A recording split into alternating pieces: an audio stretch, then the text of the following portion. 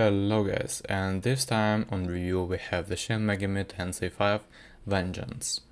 This is a re-release of the game from the Switch, which completely reproduces the interface and the plays of the game.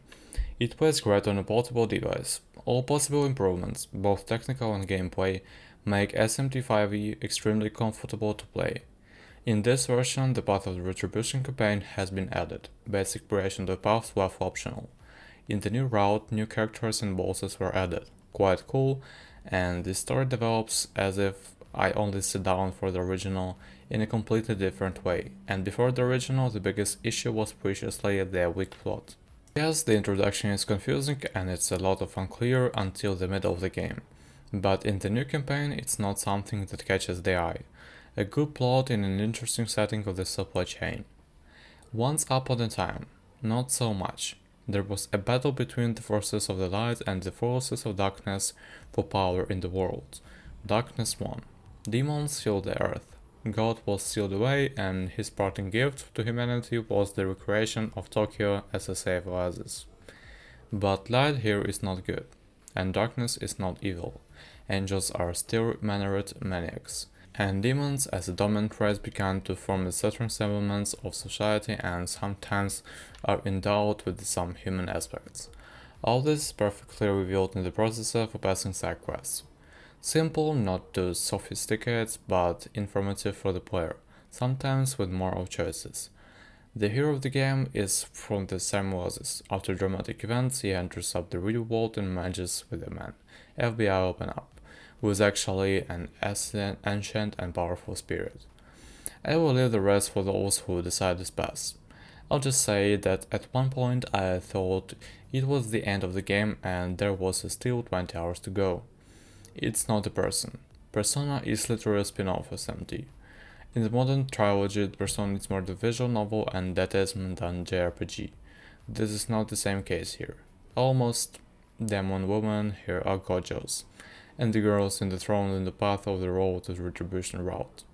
Gameplay is a best Outlast game, hopefully until the release of Her Fantasy.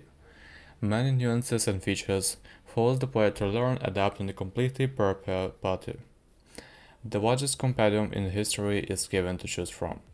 Somewhere I saw the number of 270 demons. Some classic demons have been redesigned, but connoisseurs of the series will be find their favorites. The new demons looks very cool. Enemies are quite durable and hit hard. A new combat system with the crit and vixen counters encourages more aggressive tactics. Demons constantly progress under your care.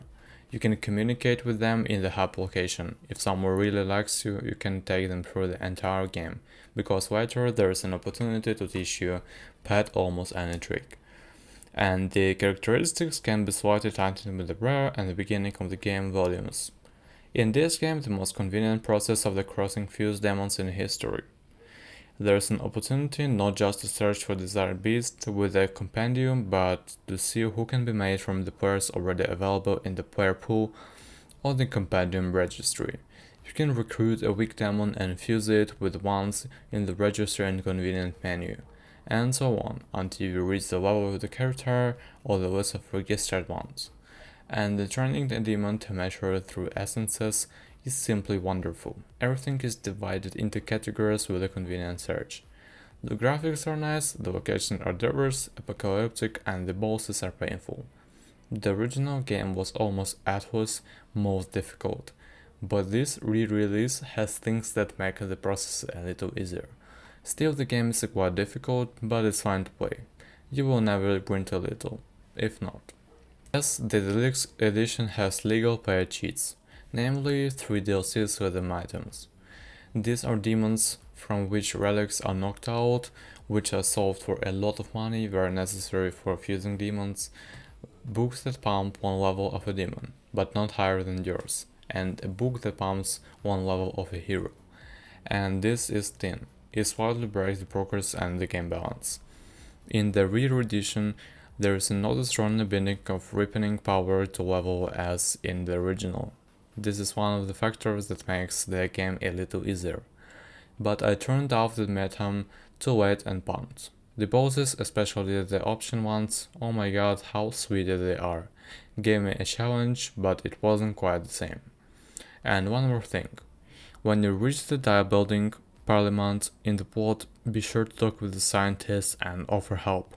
This will open quests that were paid DLC on candles, and really cool demons are recruited there. I recommend. Warning, don't buy the Deluxe Edition or all in DLC pack. From DLC you can take only one, with the high level demon Holy Will and Profound Descent.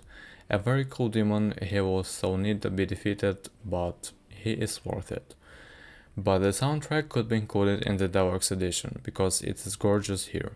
As always at Atlas, some industrial tracks are already stuck in my playlist. In general, somehow so, the game is cool. I'm getting ready to race in the